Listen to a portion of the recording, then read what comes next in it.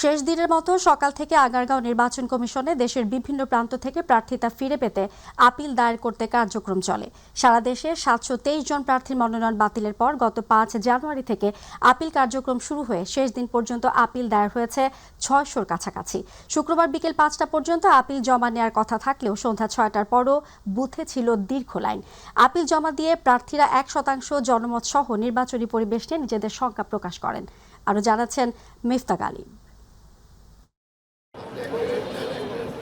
শুক্রবার শেষ দিনে প্রাথমিক বাছাইয়ে বাতিল হওয়া প্রার্থীরা আগারগাঁওয়ের নির্বাচন ভবন প্রাঙ্গণে প্রার্থিতা ফিরে পেতে আপিল করে কাগজপত্র জমা দেন। সারা দেশ থেকে আসা প্রার্থীরা প্রতিদিনের মতো 10টি বুথ এবং কেন্দ্রীয় বুথের মাধ্যমে আপিল জমা দেন। আপিল জমা দিয়ে 100% জনমত, প্রশাসনের একতরফা আচরণ সহ নির্বাচনী পরিবেশ নিয়ে নিজেদের শঙ্কা প্রকাশ করেন প্রার্থীরা। 1% যে বিষয়টা, এটি তো আমাদের সংবিধানের সাথে সাংঘর্ষিক একটি বিষয়। এটি কালোবান হিসেবে ধরে নেওয়া হয়, কারণ ভোট একটি গোপন বিষয়। এই গোপনীয়তাকে আপনি প্রকাশ্যে কেন নিয়ে আসতেছেন? ক্ষমতাশালী প্রার্থী আছে, তাদের একটা প্রেশার তো অবশ্যই আছে, যেটা আমি ফেস করেছি। যারা আমাকে স্বাক্ষর দিয়েছে তাদের বাড়িতে একটু হুমকি ধামকি দিয়েছে। নির্বাচনী সিস্টেমটাই ছিল যে আদিম যুগের, আমার কাছে মনে হয়েছে যে আদিম যুগে থেকে ডিজিটাল যুগের আমাদের নির্বাচন কমিশন যেই আওয়াজ তুলেছেন, আমরা দেখেছি ডক্টর ইউনূস যে নাগরিক সভার মাধ্যমে বলে আসছেন যে এই সময়টা ডিজিটাল যুগে, সত্যিকার অর্থে আমরা ডিজিটাল যুগের সেই জিনিসগুলো আমরা দেখতে পাইনি। অবাধ, সুষ্ঠু, নিরপেক্ষ নির্বাচন হবে সেটা বর্তমান অবস্থা দেখে বোঝা যাচ্ছে না, এখনো ঘোলা পানি মনে হচ্ছে। 100% জনমতের স্বাক্ষর গ্রহণের সার্বিক অভিযোগের প্রেক্ষিতে জামানত বাতিল এবং মেকি প্রার্থী এড়াতে এই জনমতের কথা জানান সংশ্লিষ্ট নির্বাচন কর্মকর্তা। একদিন আমাদের বাতিলের বিরুদ্ধে আসছে, কিন্তু আজকে বৈধতার বিরুদ্ধে আপিল বেশি করছে। গত আপনার 5 দিনে প্রার্থীরা বেশিরভাগই আপনার স্বতন্ত্র করেছে, 1% ভোটার, আর অনেকে আপনার রিটার্ন বিবরণী দাখিল করেন নাই। সামান্য ছোটখাটো কারণও আছে, ঋণ খেলাপিও আছে কিছু। বেশিরভাগ দেখা যাচ্ছে কি এখানে স্বতন্ত্র প্রার্থীদের যে 1% ভোটারের একটা কন্ডিশন রয়েছে, সেই কন্ডিশনগুলো ফিল আপ করতে অধিকাংশ স্বতন্ত্র প্রার্থী যেহেতু ব্যর্থ হয়েছে, যার কারণে রিটার্নিং অফিসার এটা বাতিল করেছে।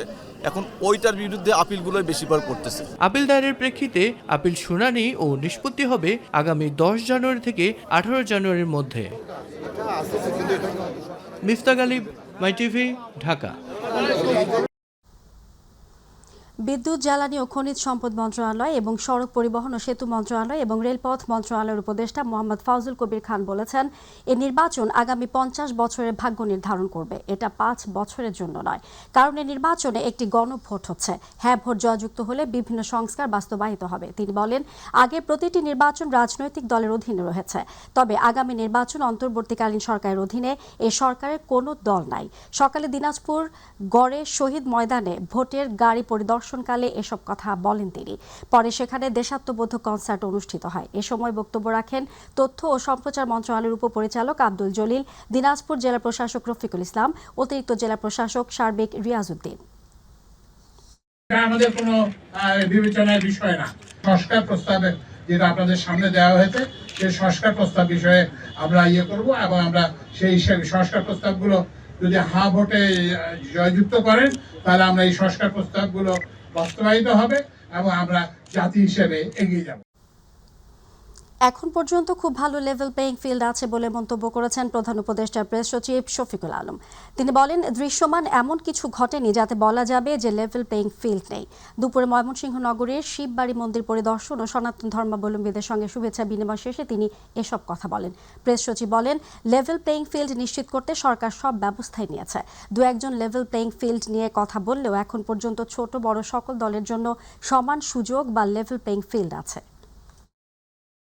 ইলেকশনের আমেজ সব জায়গায় আমরা দেখছি।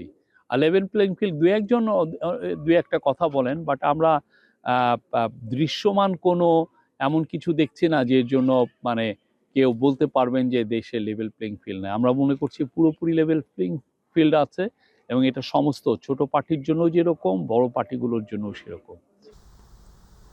নির্বাচনের আগে দেশের আইনশৃঙ্খলা পরিস্থিতি সন্তোষজনক নয় বলে মন্তব্য করে বিএনপির মহাসচিব মির্জা ফখরুল ইসলাম আলমগীর বলেছেন, রাজনৈতিক নেতৃবৃন্দের হত্যা করা হচ্ছে, কিন্তু সরকারের পক্ষ থেকে এখনো অবধি এ সমস্ত বিষয়ের উপর কোনো কার্যকরী ব্যবস্থা গ্রহণ করা হয়নি। হত্যাকাণ্ডের মতো ঘটনার মধ্য দিয়ে পতিত স্বৈরাচারের নির্বাচনকে কণ্টকাকীর্ণ করার চেষ্টা করছে বলে অভিযোগ দলটির স্থায়ী কমিটির সদস্য সালাউদ্দিন আহমেদের। এ নিয়ে সরকারকে আরও সক্রিয় ও কৌশলী হওয়ার তাগিদ দেন দলটির অপর নেতা নজরুল ইসলাম খান। একাধিক কর্মসূচিতে বিএনপি নেতারা এসব কথা বলেন। মাহবুব সৈকতের রিপোর্ট। তারেক রহমানের আগমনের প্রস্তুতি এবং নিজ নির্বাচনী এলাকায় প্রচারণার কাজে ঠাকুরগাঁয়ে আসেন বিএনপি মহাসচিব। কালীবাড়িতে নিজ বাসভবনে সাংবাদিকদের সাথে মতবিনিময়কালে মির্জা ফখরুল ইসলাম আলমগীর নির্বাচনী পরিবেশ নিয়ে কথা বলে শঙ্কা প্রকাশ করেন আইন শৃঙ্খলার পরিস্থিতি নিয়ে।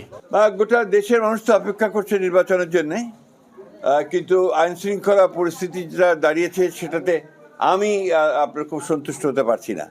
কারণ যে হারে রাজনৈতিক নেতৃবৃন্দকে খুন করা হচ্ছে, বিশেষ করে আমাদের দলের কয়েকজন নেতাকে হত্যা করা হয়েছে, খুন করা হয়েছে, আমরা এটা তীব্র নিন্দা জানিয়েছি, ক্ষোভ জানিয়েছি, কিন্তু সরকারের তরফ থেকে সেই ধরনের যে একটা ইফেক্টিভ ব্যবস্থা সেটা কিন্তু গ্রহণ করা হয়নি। এদিকে রাজধানীতে শেরেবাংলা নগরের সমাধিস্থলে বেগম খালেদা জিয়ার জীবন ও কর্মের উপর আলোকচিত্র প্রদর্শনীর আয়োজন করে Bogura media and cultural society.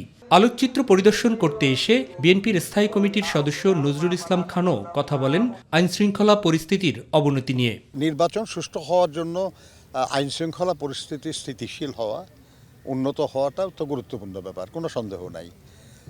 আমরা অনেক আগে থেকেই বলে আসছি এটা, এবং সরকারকে আমরা বলেছি যে তারা যেন এ ব্যাপারে প্রয়োজনীয় উদ্যোগ নেন। অন্যদিকে রাজধানীতে নিহত স্বেচ্ছাসেবক দল নেতা আজিজুর রহমান মোসাব্বিরের পরিবারের সাথে সাক্ষাৎ করেন দলটির স্থায়ী কমিটির সদস্য সালাউদ্দিন আহমেদ। হত্যাকাণ্ডের মতো ঘটনার মধ্য দিয়ে পতিত স্বৈরাচার নির্বাচনকে বাধাগ্রস্ত করার চেষ্টা করছেন বলে অভিযোগ করেন বিএনপির এই নেতা। আইনশৃঙ্খলা পরিস্থিতি যাতে আরও উন্নত হয় এবং নির্বাচনের জন্য কোনো থ্রেটেন্ড কোনো কিছু না করতে পারে, সেই জন্য সবাই চেষ্টা করছে। তারপরেও আমার মনে হয় যে আমাদের আরও অনেক কিছু করার বাকি আছে। মুসাব্বিরের পরিবারের সাথে সাক্ষাৎ করতে আসেন বিপ্লবী ওয়ার্কার্স পার্টির সাধারণ সম্পাদক সাইফুল হকও। সরকারের সদিচ্ছা থাকলে ঘাতকদের দ্রুতই আইনের আওতায় আনা সম্ভব বলে মন্তব্য করেন তিনি। মাহবুব সৈকত, মাইটিভি, ঢাকা। দলের জাতীয় স্থায়ী কমিটির জরুরি বৈঠক আহ্বান করেছেন বিএনপির ভারপ্রাপ্ত চেয়ারম্যান তারেক রহমান। রাত 9:30টায় রাজধানীর গুলশানে বিএনপি চেয়ারপারসনের রাজনৈতিক কার্যালয়ে বৈঠকটি হবে বলে জানা গেছে। বৈঠকে সভাপতিত্ব করবেন তারেক রহমান নিজেই। এটি কোনো পূর্ব নির্ধারিত বৈঠক নয়, তাই আনুষ্ঠানিকভাবে নির্দিষ্ট কোনো আলোচ্য সূচিও ঘোষণা করা হয়নি। বিএনপির ভারপ্রাপ্ত চেয়ারম্যান তারেক রহমানের সঙ্গে সৌজন্য সাক্ষাৎ করেন বাংলাদেশে নিযুক্ত পাকিস্তানের হাই কমিশনার ইমরান হায়দার।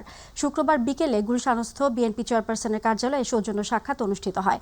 পরে একই স্থানে তারেক রহমানের সঙ্গে সৌজন্য সাক্ষাৎ করেন জার্মান রাষ্ট্রদূত ডক্টর রুডিগার লোটস।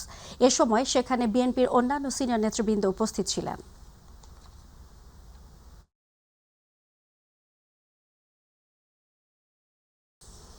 বাংলাদেশের স্বাধীনতা, সার্বভৌমত্ব ও গণতন্ত্র রক্ষায় অঙ্গীকারবদ্ধ আপসহীন নেত্রী বেগম খালেদা জিয়ার রুহের মাগফিরাত কামনায় জিয়াউর রহমান ফাউন্ডেশনের উদ্যোগে এক দোয়া মাহফিল অনুষ্ঠিত হয়। শুক্রবার গুলশানের ZRF কার্যালয়ে এই দোয়া মাহফিল অনুষ্ঠিত হয়। এ সময় উপস্থিত ছিলেন জিয়াউর রহমান ফাউন্ডেশনের vice chairman doctor Zubaida Rahman.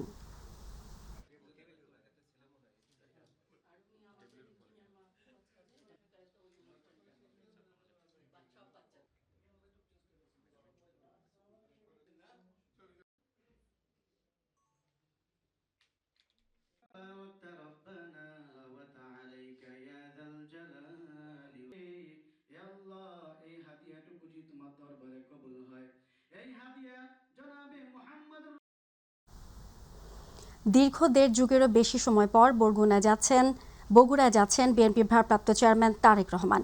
আগামী 11 জানুয়ারি তিনি যাবেন বগুড়ায়। প্রিয় নেতাকে দেখতে ও বরণ করতে তৃণমূল নেতাকর্মীরা অপেক্ষার প্রহর গুনছেন। শেষ মুহূর্তে নানা প্রস্তুতি নিচ্ছে যুবদল, ছাত্র ও স্বেচ্ছাসেবক দল। বগুড়া ব্যুরো চিফ লতিফুল করিমের পাঠানো তথ্য নিয়ে আতিকুর রহমান তিতাস আছেন ডেস্ক রিপোর্টটি নিয়ে। দীর্ঘ 1.5 যুগেরও বেশি সময় পর 11 জানুয়ারি বগুড়ায় আসছেন বিএনপির ভারপ্রাপ্ত চেয়ারম্যান তারেক রহমান। প্রাণের নেতাকে দেখতে ও বরণ করতে তৃণমূল নেতাকর্মীরা অপেক্ষার প্রহর গুনছেন। বগুড়া জেলা বিএনপির পাশাপাশি যুবদল, ছাত্রদল, স্বেচ্ছাসেবক দল সহ অঙ্গ সহযোগী সংগঠনের নেতাকর্মীরা ব্যস্ত সময় পার করছেন। চলছে শেষ মুহূর্তের নানা প্রস্তুতি। বগুড়াবাসী জানেন যে তারেক রহমান ঢাকায় আসলে, বাংলাদেশে আসলে প্রথম বগুড়াতে আসবেন। তাদের সেই চাহিদা অবশ্যই নেতা পূরণ করতেছেন। তাকে বরণ করে নেওয়ার জন্য বগুড়ার 7টি আসনের নেতৃবৃন্দ সবাই অধীর আগ্রহে বসে রয়েছে তারেক রহমানকে শুধু এক নজর দেখার জন্য। বেগম খালেদা জিয়ার মৃত্যুজনিত কারণে কোনো কর্মসূচি না থাকলেও 11 জানুয়ারি বগুড়ায় রাত্রি যাপন শেষে 12 জানুয়ারি বেগম খালেদা জিয়ার আত্মার মাগফিরাত কামনায় স্থানীয় আলতাফুন্নেসা খেলার মাঠ, সেন্টার স্কুল মাঠ ও জেলা স্কুল মাঠে গণদোয়ার আয়োজন করেছে জেলা বিএনপি। ইতিমধ্যে আমরা সেটা লক্ষ্য করছি, বিভিন্ন ধরনের লোকজন, উৎসুক জনতা পার্টি অফিসের আশপাশে ভিড় করছে। কবে আসবে, কোথায় প্রোগ্রাম হবে। শহরের আলাদা লোক আজকে আপনার পার্টি অফিসে ঘোরাফেরা করছে আমাদের প্রিয় নেতা জনাব তারেক রহমানকে বরণ করার জন্য। গণদোয়া শেষে তারেক রহমান রংপুরে শহীদ আবু সাইদের কবর জিয়ারত করবেন। ঢাকায় আসছেন, সর্বপ্রথম বগুড়ায় আসছেন, এর থেকেই আপনাদের বুঝতে হবে বগুড়ার প্রতি, বগুড়ার মানুষের প্রতি তার কতটুকু অনুভূতি কাজ করছে। লন্ডনে ছিলেন, তারপর কিন্তু তার মন পড়েছিল বাংলাদেশে এবং বগুড়ার জন্য, মানুষের জন্য। তারেক রহমান সর্বশেষ বগুড়ায় এসেছিলেন 2006 সালের 24 ডিসেম্বর। তারপর এটাই তার প্রথম আগমন বগুড়ায়। দলের নেতাকর্মীরা মনে করেন বগুড়ার তৃণমূল নেতাকর্মী আর সাধারণ মানুষ নেতাকে এক নজর দেখতে জনসমুদ্রে পরিণত হবে। আতিকুর রহমান তিতাস, মাই টিভি। বিএনপি চেয়ারপারসন ও সাবেক প্রধানমন্ত্রী বেগম খালেদা জিয়ার সমাধিতে শ্রদ্ধা জানাতে শুক্রবার দলীয় নেতাকর্মী সহ সাধারণ মানুষের ঢল নামে। সকাল থেকে নেতাকর্মী এবং সাধারণ মানুষ জিয়া উদ্যানে তার সমাধিতে ভিড় করেন। কবর জিয়ারত শেষে কেউ করছেন দোয়া, কেউ বা পুষ্পস্তবক অর্পণের মাধ্যমে জানাচ্ছেন শ্রদ্ধা। সবার মাঝে এখনো বইছে আপসের নেত্রীকে হারানোর ব্যথা ও হাহাকার। বিস্তারিত ইলিয়াস পাতবরের প্রতিবেদনে। টানা 10ম দিনের মতো ঘন কুয়াশা আর তীব্র শীত উপেক্ষা করে সকাল থেকেই খালেদা জিয়ার সমাধিতে শ্রদ্ধা জানাতে রাজধানীর জিয়া উদ্যানে আসেন দলীয় নেতাকর্মী ও সাধারণ মানুষ। বেলা বাড়ার সঙ্গে সঙ্গে বাড়তে থাকে ভিড়। শোকার্তরা বেগম জিয়ার কবর জিয়ারত শেষে করেন দোয়া, কেউ পুষ্পস্তবকের মাধ্যমে জানান শ্রদ্ধা নিবেদন। যেন আপসীর নেত্রীর বিদায়ে শোক ছড়িয়ে গেছে হৃদয় থেকে হৃদয়ে। এদিকে সমাধিস্থলের পাশে মঞ্চ তৈরি করে আলেম ওলামারা করছেন কোরআন তেলাওয়াত। শুধু রাজধানী নয়, দেশের বিভিন্ন প্রান্ত থেকে শ্রদ্ধা ও দোয়ায় অংশ নিতে মানুষের উপস্থিতি খালেদা জিয়ার সমাধিতে। বেগম জিয়ার আপসীনতা, দেশপ্রেমের প্রতি শ্রদ্ধা থেকেই এখানে এসেছেন তারা।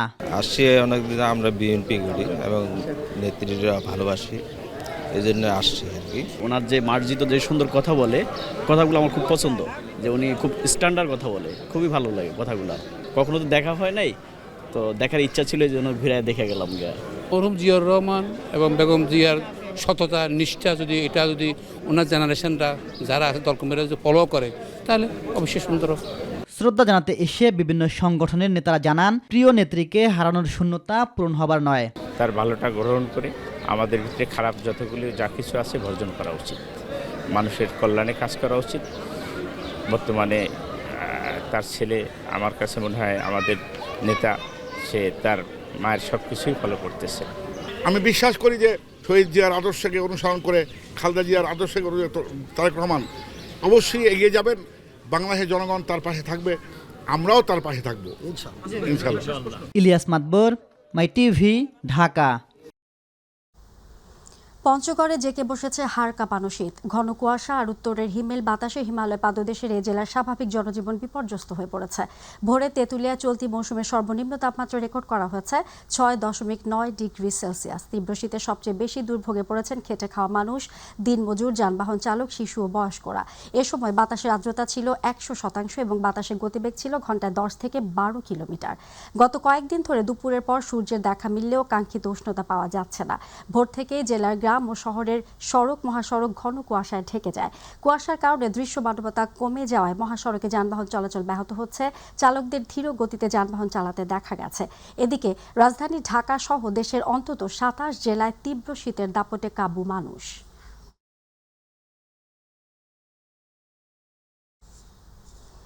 বেশ কিছুদিন রাজধানী সহ সারা দেশেই দেখা দিয়েছে তরলীকৃত এলপি গ্যাসের সংকট। আর এ নিয়ে নগরবাসীর কাছে বিরাজ করছে এক ধরনের চাপা ক্ষোভ। তারা বলছেন, এক শ্রেণীর অসাধু ব্যবসায়ী কৃত্রিম সংকট সৃষ্টি করে গ্যাসের দাম বাড়িয়ে দিলেও মিলছে না প্রয়োজনীয় জ্বালানি গ্যাস। এদিকে বৃহস্পতিবার বাংলাদেশ এলপি গ্যাস সমবায় সমিতি তাদের ধর্মঘট প্রত্যাহার করে নিলেও কাটছে না সংকট। আরও জানাচ্ছেন জায়েদ আহমেদ বাবু। এই চিত্রটি দেখে সহজেই মনে হতে পারে এটি কোনো গাঁওগ্রাম কিংবা কোনো আনুষ্ঠানিক রান্নাবান্নার আয়োজন, কিন্তু না, এই চিত্রটি রাজধানীর একটি খাবার হোটেলের, যেখানে কাঠ ও বাঁশ জ্বালিয়ে মহাসমারোহে চলে রান্নাবান্না। গ্যাসের সিলিন্ডার এখন পাওয়া যায় নাই, গ্যাসের অভাব, এই কারণে লার্কি চুলা রান্না করতেছি। অথচ খাবার হোটেলের সাথেই সারি সারি করে রাখা হয়েছে এলপিজি গ্যাসের বিশাল স্তূপ। পাশেই এত সব সিলিন্ডার থাকা সত্ত্বেও বিকল্প হিসাবে কাঠ দিয়ে রান্নার কারণ জানতে চাইলে হোটেল মালিক জানান, বেশি দাম দিয়েও মিলছে না প্রয়োজনীয় গ্যাস। গ্যাস নাইগা, আমরা লার্কি ব্যবহার করতেছি, সামনে গ্যাস পাবো কিনা তাও বলতে পারতেছি না। একদিকে তীব্র গ্যাস সংকট, পাশাপাশি নির্ধারিত দামের চেয়ে গ্যাসের অধিক মূল্য বাড়িয়ে দেওয়ার ফলে হোটেল রেস্তোরাঁর খাবারের দামও বৃদ্ধি পেয়েছে বহুলাংশে। 10 টাকার পরোটা 15 টাকা, সেটার কারণটা হলো এলপি গ্যাসের কারণে। ভাজি 20 টাকা, ওইটাও তো বৃদ্ধি করা দরকার। সরকার আমাদের তো জনগণ মনে করে না, যদি জনগণ মনে করতো প্রাইসটা তুলে ধরতো, সেটা তো করতেছে না। বর্তমান পরিস্থিতিতে বাজারের দাবি অনুযায়ী সরকারিভাবে সরবরাহ পর্যাপ্ত বলা হলেও বাস্তবে গ্রাহকরা পাচ্ছেন না এলপিজি গ্যাস। গ্যাসের কারণে সংকট, গ্যাস পাচ্ছি না, গ্যাসের কারণে আমার চুলা 2টা বন্ধ। 4000 টাকারটা 5000 টাকা দিয়েও কিনতে হচ্ছে, আমরা পাচ্ছিও না। সরকারের কাছে এটাই চাবো যে আমরা সবাই যেন ভালো থাকতে পারি, ও ব্যবস্থাটা নিতে পারলে আমাদের জন্য একটু ভালো হয়। এর ফলে ভোক্তাদের মধ্যে বিরাজ করছে এক ধরনের চাপা ক্ষোভ। তারা বলছেন, এ অবস্থা চলতে থাকলে আসন্ন রমজানে দেখা দেবে চরম বিপর্যয়। এলপিজি গ্যাস আপনার পাচ্ছি না, তো টিকতে না পেরে যেহেতু খেয়ে পরে বাঁচতে হবে, দেন আমি আমার যে ইলেকট্রিক চুলা এটা নষ্ট ছিল, এটা এখন ঠিক করতে বের হয়েছি। সামনে কিন্তু রোজা চলে আসতেছে, এলপিজি গ্যাসের যদি সংকট থাকে তাহলে আসলে আমাদের জন্য হ্যাসেল হয়ে যাচ্ছে। এদিকে সংকট উত্তরণে এলপি গ্যাস সমবায় সমিতি তাদের দাবির প্রেক্ষিতে ধর্মঘট প্রত্যাহার করে নিলেও গ্যাসের সংকট কবে নাগাদ কাটবে তা নিয়েও জনমনে রয়েছে সন্দিহান। জাহিদ আহমেদ বাবু, মাই টিভি, ঢাকা। ছুটির দিনে জমে উঠেছে ঢাকা আন্তর্জাতিক বাণিজ্য মেলা। রাজধানীর পূর্বাঞ্চলে বাংলাদেশ চায়না ফ্রেন্ডশিপ এক্সিবিশন সেন্টারে আয়োজিত মেলার 30তম আসরের প্রথম শুক্রবার ছিল ক্রেতা দর্শনার্থীতে পরিপূর্ণ। মেলার সার্বিক পরিবেশ নিয়ে খুশি থাকলেও পণ্যের দাম নিয়ে ক্রেতা বিক্রেতাদের মধ্যে রয়েছে ভিন্ন মত। মেলা ঘুরে আরও জানাচ্ছেন রাকিব হাসান, ক্যামেরায় ছিলেন মমিন হোসেন। পূর্বাঞ্চলের বাংলাদেশ চায়না ফ্রেন্ডশিপ এক্সিবিশন সেন্টারে চলছে ঢাকা আন্তর্জাতিক বাণিজ্য মেলার 30তম আসর। এবারের মেলা আয়োজনে আজ ছিল প্রথম ছুটির দিন।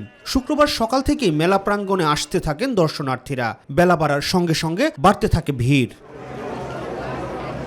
পরিবার পরিজন বন্ধুবান্ধব নিয়ে দূর দূরান্ত থেকে এসেছেন অনেকেই। মেলার পরিবেশ নিয়ে খুশি তারা। এখানে অনেক নানা ধরনের বিদেশি দেশি বিভিন্ন পণ্য আমরা দেখছি, ইন্ডিয়ান, পাকিস্তানি, তুরস্ক থেকে এসেছে, তো আমার কাছে ভালোই লেগেছে বেশ। আমার মনে হইতেছে এই মেলাটা মনে হয় one of the best fair, because এখানে যেখানে স্টলগুলো এভাবে সাজানো হয়েছে সবগুলো অনেক রোমাঞ্চকর। এখানে প্রতিটা পরিবেশই আমাদের পুরো চোখের সৌন্দর্য কেড়ে নিচ্ছে। এবারের মেলায় রয়েছে দেশি বিদেশি প্রতিষ্ঠানের 324টি স্টল ও প্যাভিলিয়ন। দোকানিরা অফারের ফুলঝুরি ছড়িয়ে ক্রেতাদের দৃষ্টি আকর্ষণের চেষ্টা করছেন পুরো মেলা জুড়ে। 120 টাকা, যে কোনো 120 টাকা, এই যে দামের মান কমে 120 টাকা, যে কোনো 120। আমরা সরাসরি তাঁতের শাড়ি নিয়ে আসছি, জামদানি শাড়ি, টাঙ্গাইল তাঁতের শাড়ি, 3 পিস এগুলো নিয়ে আসছি। এগুলোতে আপনি 20% ডিসকাউন্ট পাবেন। তবে পণ্যের দাম নিয়ে ক্রেতা বিক্রেতাদের মাঝে রয়েছে নানা মতভেদ। মেলা আমার কাছে অ্যাভারেজই মনে হয়েছে, আহামরি দাম না, বাট যেগুলো বাইরের প্রোডাক্টগুলো যেমন কাশ্মীরের যে প্রোডাক্টগুলো, এগুলোতে মনে হয়েছে একটু বেশিখানি। আমরা খুবই সীমিত দামে বিক্রি করতেছি। মেলায় আমরা ডিসকাউন্ট দিয়ে আমাদের শোরুমের প্রচারের জন্য আমরা এখানে আসি। এবারের বাণিজ্য মেলা অনেক সুন্দর, তবে জিনিসের দাম একটু বেশি মনে হচ্ছে। আমাদের কস্ট খরচ এটাও অনেক বেশি, ব্যাটটাও বেশি, সব দিক দিয়ে মিলিয়ে চলতেছে। পুরো মেলাকেই সাজানো হয়েছে নতুন রূপে। খোলামেলা জায়গা থাকায় আড্ডা আর গল্পগুজবে সময় পার করছেন অনেকেই। ক্রেতা ও দর্শনার্থীদের পদচারণায় মুখরিত ঢাকা আন্তর্জাতিক বাণিজ্য মেলার 30তম আসর। এরই মধ্যে জমে উঠেছে বেচা কেনাও। তবে জিনিসপত্রের দাম নিয়ে কিছুটা ভিন্ন মত থাকলেও মেলার সার্বিক পরিস্থিতি নিয়ে সন্তুষ্টি প্রকাশ করেছেন আগতরা। সামনের দিনগুলোতে বেচা বিক্রি বাড়বে এমনটাই প্রত্যাশা ব্যবসায়ীদের। ঢাকা আন্তর্জাতিক বাণিজ্য মেলা থেকে রাকিব হাসান, মাই টিভি, ঢাকা। মেট্রো রেল নির্মাণ কাজের জন্য দীর্ঘদিন ধরে বন্ধ ছিল ফার্মগেটের আনোয়ারা উদ্যান। কাজ শেষে উদ্যানটি ঢাকা উত্তর সিটি কর্পোরেশনের কাছে হস্তান্তরের মাধ্যমে বুঝিয়ে দিয়েছে মেট্রো রেল কর্তৃপক্ষ। আজ বিকেলে আনোয়ারা উদ্যানে আনুষ্ঠানিকভাবে এই হস্তান্তর প্রক্রিয়া শেষ হয়।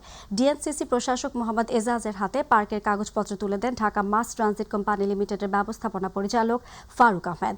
ফার্মগেটে উদ্যানের গণপূর্ত অধিদপ্তরের জায়গাটি রক্ষণাবেক্ষণ ও উন্নয়নের দায়িত্ব ঢাকা উত্তর সিটি কর্পোরেশনের। অধিদপ্তর অনুমতি নিয়ে 2018 সাল থেকে জায়গাটি মেট্রো রেলের প্রকল্প অফিস ও নির্মাণ উপকরণ রাখার কাজে ব্যবহার করে আসছিল মেট্রো রেল কর্তৃপক্ষ। সামান্য কিছু ভাঙা বাকি আছে, ভাঙাটাও প্যারালালি চলবে, কিন্তু আমরা মাঠটা যেন জনগণের জন্য উন্মুক্ত করে দিতে পারি সেই কাজটা করার জন্য আজকে আমরা সিটি কর্পোরেশন পক্ষ থেকে এসেছি। সবার কাছে একটাই রিকোয়েস্ট থাকবে, আপনারা যারা পার্কটা ইউজ করবেন এটা সৎভাবে যাতে ইউজ হয় এবং অন্য পাবলিকরা যাতে করতে পারে সেটার উদাহরণ তৈরি করেন। দেশের বিভিন্ন প্রান্ত থেকে আড়ত হয়ে রাজধানীর বাজারগুলোতে বেড়েছে শীতকালীন শাকসবজির যোগান। শীতকালীন এসব সবজি ক্রয় ক্ষমতার মাঝে থাকলেও বেড়েছে মরিচ, লাউ, টমেটো এবং শসার দাম। অন্যান্য বছরগুলোতে শীত এলেই কমতে শুরু করলেও এবছর শাকসবজির দাম বরাবরই বেশি। মাছ, মাংস, ডিমের দাম নাগালের মধ্যে থাকলেও অস্বস্তি চাল, পেঁয়াজ, সয়াবিন এবং নিত্য প্রয়োজনীয় আলুর বাজারে। মোহাম্মদপুর নতুন কাঁচা বাজার এলাকা থেকে বিস্তারিত মিফতা গালিবের রিপোর্টে। শীত এলে শাকসবজি সহ বিভিন্ন পণ্যের যোগান বাড়ে রাজধানীর কাঁচা বাজারগুলোতে। যোগান বাড়লেও বাজারে এখনো মিলছে না স্বস্তি। বাজারে শীতকালীন এসব সবজি আসায় সবজির দাম কিছুটা নাগালে থাকলেও বেড়েছে মরিচ, লাউ, টমেটো এবং শসার দাম। ফলে প্রভাব পড়তে শুরু করেছে রাজধানীর কাঁচা বাজারগুলোতে। বাজার দর মোটামুটি ভালো, কিন্তু মানে একটু বেশি আর কি দেখা যায়। আমি কালকে মূলা নিয়েছি 40 টাকা, আজকে 50 টাকা, মানে 10 টাকা বেড়ে গেছে। এখন তো শাকসবজির দাম তো কম হওয়ার কথা, এখন তো সে কম না। তো দেখেন এই যে 100 টাকা টমেটো, তারপরে সিম 60 টাকা করে কেজি, তো 20-30 টাকা হওয়ার কথা। টমেটো হলো 100 টাকা কেজি, উস্তে 100 টাকা কেজি, তারপরে ওই কাঁচা কুমড়ো হলো 60 টাকা পিস, শসা 100 টাকা কেজি।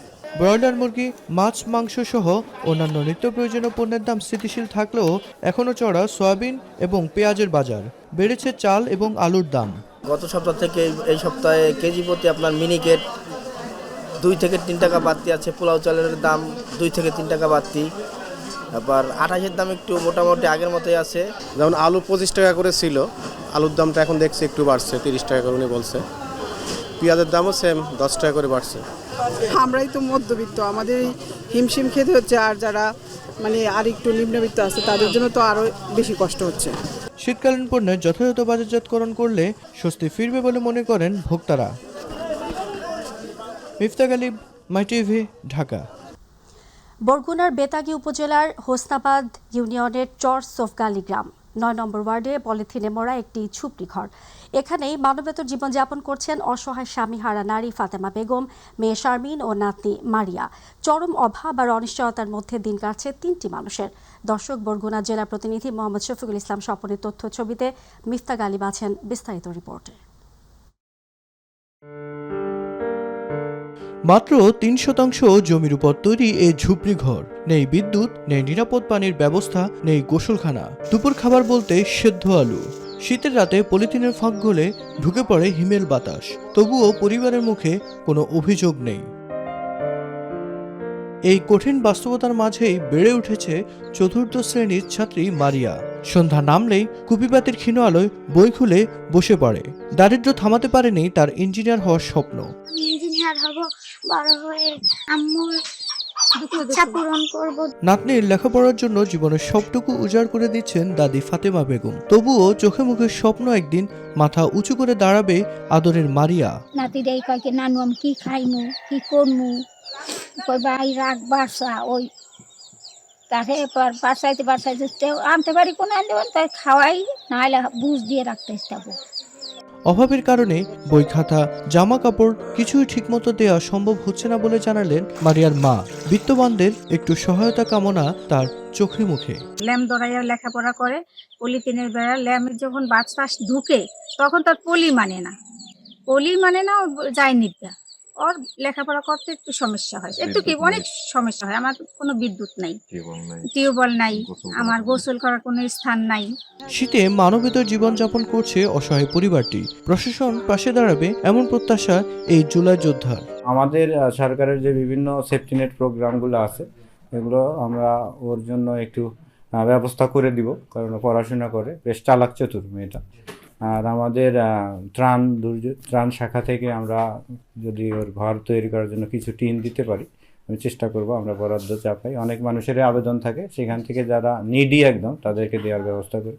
ঝুপড়ি ঘরের অন্ধকার ভেদ করে মারিয়ার স্বপ্ন বাস্তবায়িত করতে প্রয়োজনীয় সহযোগিতার আশ্বাস দিলেন উপজেলা নির্বাহী কর্মকর্তা। মিফতা গালিব, মাই টিভি।